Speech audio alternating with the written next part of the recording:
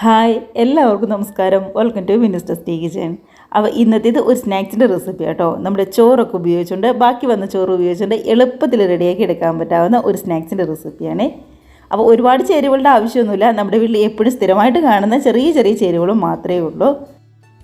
അപ്പോൾ പുറം ഭാഗമൊക്കെ ആണെങ്കിൽ നല്ലപോലെ മൊരിഞ്ഞ്, അതേപോലെ തന്നെ ഉള്ളൊക്കെ ആണെങ്കിൽ നല്ലപോലെ സോഫ്റ്റായിട്ട് ഇതേപോലുള്ള കുട്ടി കുട്ടി സ്നാക്സ് ആയിട്ടാണ് നമ്മൾ റെഡിയാക്കി എടുക്കുന്നത്.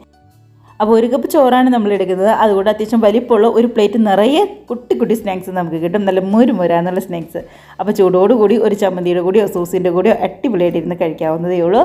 കണ്ടു നോക്കിയാലോ എങ്ങനെയാണ് നമ്മുടെ ഈ സ്നാക്സ് റെഡിയാക്കുന്നതെന്ന്.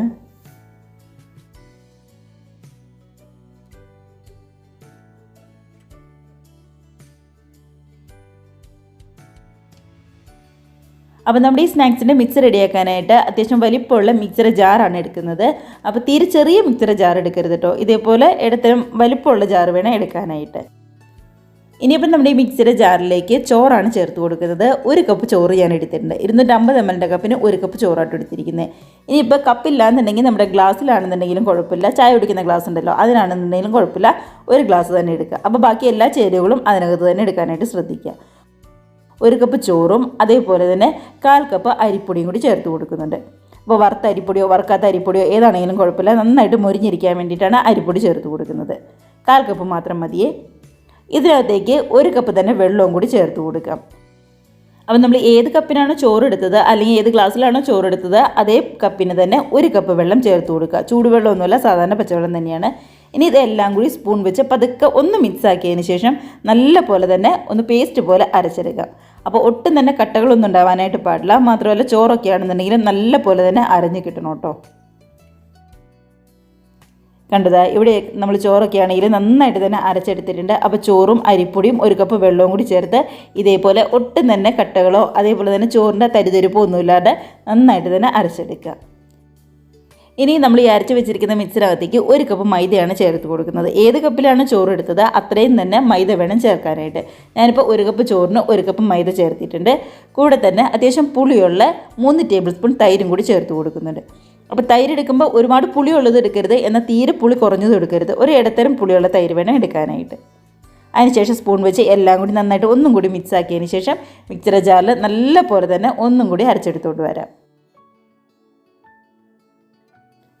അങ്ങനെ നമ്മുടെ ചോറിൻ്റെ മിക്സൊക്കെ ആണെങ്കിലും നല്ല പോലെ തന്നെ ഇവിടെ റെഡിയായി വന്നിട്ടുണ്ട്. അപ്പോൾ ഇത് നമുക്ക് മറ്റൊരു ബൗളിലേക്ക് അങ്ങ് മാറ്റി കൊടുക്കാം. അപ്പോൾ ഇതാണ് നമ്മുടെ മെയിനായിട്ടുള്ള മിക്സ് എന്ന് പറയുന്നത്. ഇനി ഇതിനകത്തേക്ക് ടേസ്റ്റിന് വേണ്ടി കുറച്ച് സവാള, ഇഞ്ചി, പച്ചമുളക് അതൊക്കെ ഒന്ന് ചേർത്ത് കൊടുക്കൽ മാത്രമേ ഉള്ളൂ. കണ്ടോ, നന്നായിട്ട് തന്നെ വന്നിട്ടുണ്ട്. അപ്പോൾ ഒട്ടും തന്നെ വെള്ളമൊന്നും ചേർക്കണ്ട. നമ്മൾ ആകെ ചേർത്ത് കൊടുത്താൽ ആ ഒരു കപ്പ് വെള്ളം ഒഴികെ വേറെ എക്സ്ട്രാ വെള്ളമൊന്നും തന്നെ ചേർത്ത് കൊടുക്കണ്ട കേട്ടോ. അപ്പോൾ ഇത് അരച്ചെടുക്കാൻ ബുദ്ധിമുട്ടുണ്ടെന്നുണ്ടെങ്കിൽ ഒന്ന് പതുക്കെ നിർത്തി ഒരു 2-3 തവണയായിട്ട് അരച്ചെടുത്താലും മതിയാവും. ബൗളിലേക്ക് മാറ്റി കൊടുത്തിട്ടുണ്ട്. ഇനി അപ്പോൾ ഇതിനകത്തേക്ക് ടേസ്റ്റിന് വേണ്ടി ഒരു അത്യാവശ്യം വലിപ്പമുള്ള ഒരു സവാളയാണ് ഞാൻ എടുത്തിരിക്കുന്നത്. അത് ഇതേപോലെ ചെറുതായിട്ട് ഒന്ന് കട്ട് ചെയ്ത് പൊടിയായിട്ട് കട്ട് ചെയ്താണ് ചേർത്ത് കൊടുക്കുന്നത്. ഇനിയിപ്പോൾ ഒരുപാട് വലിപ്പമുള്ള സവാളയാണെന്നുണ്ടെങ്കിൽ നേർപകുതി മതി. അല്ല, മീഡിയം സൈസുള്ള സവാളയാണെന്നുണ്ടെങ്കിൽ ഒരെണ്ണം തന്നെ നമുക്ക് ചേർത്ത് കൊടുക്കാം. ഒരുപാട് വലിപ്പത്തിൽ വേണ്ട, ഇതേപോലെ ചെറുതായിട്ട് കട്ട് ചെയ്താൽ മതിയേ. ഇതിനകത്തേക്ക് 1 ടീസ്പൂൺ നമ്മുടെ ചെറിയ ജീരകമാണ് ചേർത്ത് കൊടുക്കുന്നത്. വലിയ ജീരകമല്ല, ചതയ്ക്കൊന്നും വേണ്ട, ജസ്റ്റ് അങ്ങ് ചേർത്ത് കൊടുത്താൽ മാത്രം മതി. ഇതിനകത്തേക്ക് കൊത്തി എരിഞ്ഞ് നമ്മുടെ ഇഞ്ചിയും കൂടി ചേർത്ത് കൊടുക്കുന്നുണ്ട്. അപ്പോൾ ഇഞ്ചി ഒരുപാട് വലിയ കഷ്ണങ്ങളൊന്നും ആവരുത്. ഇതേപോലെ തീരെ കനം കുറഞ്ഞ് ചെറുതായിട്ടൊന്ന് അരിഞ്ഞെടുക്കാനായിട്ട് ശ്രദ്ധിക്കുക. 1 ടീസ്പൂൺ തന്നെ ഇഞ്ചിയും ചേർത്ത് കൊടുത്തിട്ടുണ്ട്.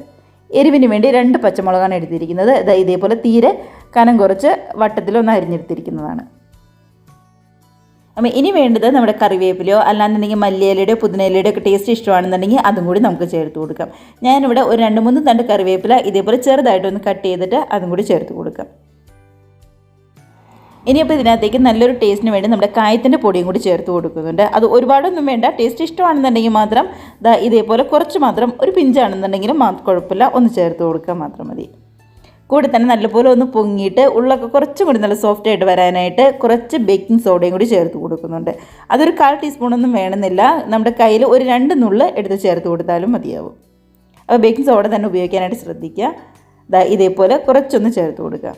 ഇതുവരെ നമ്മൾ ഇതിനകത്തേക്ക് ഉപ്പൊന്നും ചേർത്തിട്ടുണ്ടായിരുന്നില്ല. അപ്പോൾ ഈ സമയത്ത് ആവശ്യത്തിന് ഉപ്പും കൂടി ചേർത്ത് എല്ലാം കൂടി നമ്മുടെ സ്പൂൺ വെച്ച് നന്നായിട്ട് തന്നെ ഒന്ന് മിക്സ് ചെയ്തെടുക്കുന്നുണ്ട്. അപ്പോൾ അളവുകളൊക്കെ കറക്റ്റായിട്ടൊന്ന് ശ്രദ്ധിച്ചാൽ മാത്രം മതിയാവും. വെള്ളമൊന്നും കൂടി പോകാതെ കറക്റ്റായിട്ടൊന്ന് ശ്രദ്ധിച്ചു കഴിഞ്ഞാൽ നല്ല അടിപൊളിയായിട്ട് മുരുമുരാന്നുള്ള സ്നാക്സ് നമുക്ക് റെഡിയാക്കി എടുക്കാവുന്നതേ ഉള്ളൂ. അപ്പോൾ ഇത്രയൊക്കെ ചേരുവകളെ നമുക്ക് ആവശ്യമായിട്ടുള്ളൂ നമ്മുടെ ഈ റെസിപ്പിക്ക് വേണ്ടിയിട്ട്. കേട്ടോ, എല്ലാം കൂടി നല്ല പോലെ തന്നെ ഒന്ന് മിക്സ് ചെയ്തെടുക്കുന്നുണ്ട്. ഈ ഒരു പരുവത്തിൽ നമുക്ക് കിട്ടിയിട്ടുണ്ട് കേട്ടോ. ഒരുപാട് കട്ടിയിലും അല്ല, എന്നാൽ നന്നായിട്ട് ലൂസായിട്ടും അല്ലാതെ ഈ ഒരു പരുവത്തിൽ കിട്ടിയിട്ടുണ്ട്. അപ്പോൾ ഇത്രയേ ഉള്ളൂ നമ്മുടെ മിക്സ് എന്ന് പറയുന്നത്. ഇനിയിപ്പോൾ ഇത് അടച്ച് വെച്ച് ഒരു 10 മിനിറ്റ് ഒന്ന് സെറ്റ് ആവാനായിട്ട് നമുക്ക് മാറ്റി വയ്ക്കാം. ഒരുപാട് നേരമൊന്നും വേണ്ട, ഒരു 10 മിനിറ്റ് മാത്രം മതിയാവും. അതവിടെ ഇരിക്കട്ടെ.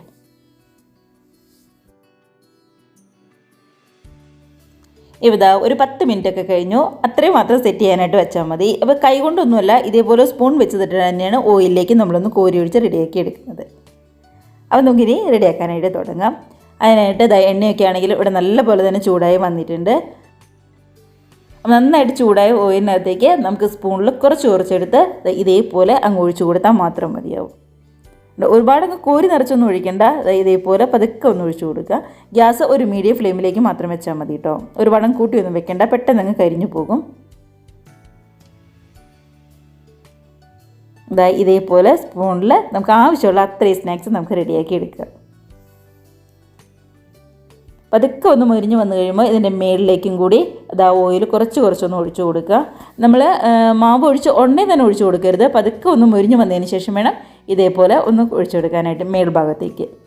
അപ്പോൾ ഒരു വശമൊക്കെ നല്ലപോലെ ഒന്ന് റെഡിയായി കളറൊക്കെ ഒന്ന് മാറി വന്നപ്പോൾ മറുവശവും കൂടി ഒന്ന് മറിച്ചിട്ട് കൊടുത്ത് റെഡിയാക്കി എടുക്കുകയാണ് ചെയ്യുന്നത്.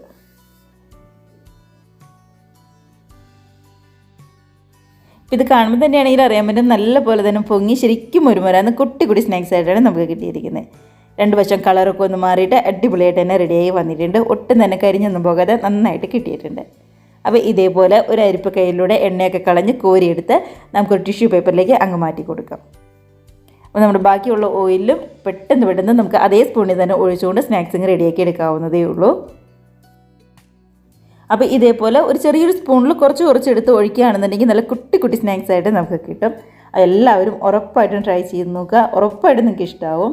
അപ്പോൾ ചോറും അതേപോലെ തന്നെ നമ്മുടെ വീട്ടിൽ എപ്പോഴും കാണുന്ന ചെറിയ ചേരുവകളും മാത്രമേ നമുക്ക് ആവശ്യമായിട്ടുള്ളൂ. എല്ലാവരും ട്രൈ ചെയ്ത് നോക്കുക കേട്ടോ. അങ്ങനെ അടുത്ത ബാച്ച് റെഡി ആയിട്ടുണ്ട്. അപ്പോൾ ഇതേപോലെ മാവ് ചെറുതായിട്ട് കോരി ഒഴിച്ച് കുട്ടി സ്നാക്സ് ആയിട്ട് ബാക്കിയെല്ലാം നമുക്ക് റെഡിയാക്കി എടുക്കാവുന്നതേ ഉള്ളൂ.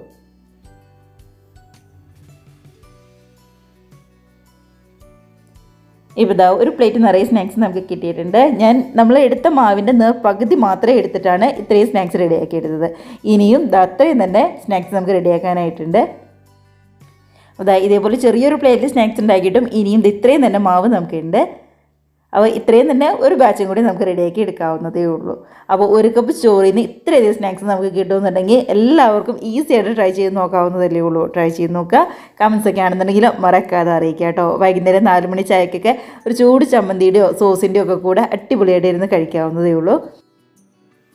അപ്പോൾ ട്രൈ ചെയ്ത് നോക്കി എല്ലാവരും നല്ല ഹാപ്പി ആയിട്ടിരുന്ന് കഴിക്കുക. വീഡിയോ ഒക്കെ നിങ്ങൾക്ക് ഇഷ്ടമായെന്ന് വിശ്വസിക്കുന്നു. ഇഷ്ടമായിട്ടുണ്ടെങ്കിൽ ഒന്ന് ലൈക്ക് അടിച്ച് മറ്റുള്ളവരിലേക്ക് ഷെയറും കൂടി ചെയ്യാനായിട്ട് മറക്കല്ലേ. അതുപോലെ തന്നെ നമ്മുടെ ചാനൽ ആദ്യമായിട്ട് കാണുന്നവരാണെന്നുണ്ടെങ്കിൽ റെസിപ്പിയും വീഡിയോ ഒക്കെ നിങ്ങൾക്ക് ഇഷ്ടമായിട്ടുണ്ടെങ്കിൽ പ്ലീസ് നമ്മുടെ ചാനൽ കൂടി ഒന്ന് സബ്സ്ക്രൈബ് ചെയ്ത് സപ്പോർട്ട് ചെയ്യുക കേട്ടോ. അപ്പം നമ്മുടെ ഈ വീഡിയോയ്ക്ക് മുമ്പായിട്ട് വേറെയും ഒരുപാട് സ്നാക്സ് റെസിപ്പീസ് നമ്മൾ ഓൾറെഡി അപ്ലോഡ് ചെയ്തിട്ടുണ്ട്. കാണാത്തവരുണ്ടെന്നുണ്ടെങ്കിൽ ഒന്ന് കണ്ടു നോക്കിക്കോളൂ. അപ്പം നമുക്ക് ഇതേപോലുള്ള പുതിയ വീഡിയോസൊക്കെ ആയിട്ട് വീണ്ടും കാണാം. അതുവരെ എല്ലാവർക്കും ബൈ.